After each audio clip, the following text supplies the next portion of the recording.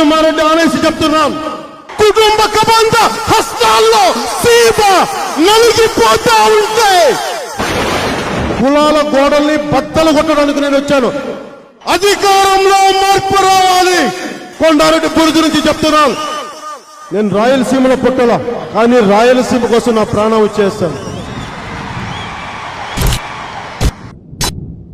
అంగబలం, అర్ధబలం సామాన్యుల్ని రౌడీజంతో నలిపేసే పరిస్థితులు ఉన్నప్పుడు మార్పు కావాలని కోరుకుంటుంది యువత.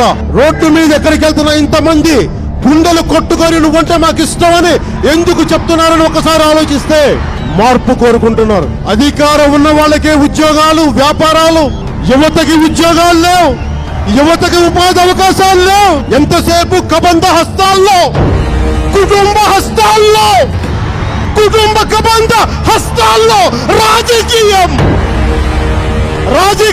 నలిగి ఇనప గుప్పెట్టలో కర్నూలు రైల సీమ నలిగిపోతా ఉంటే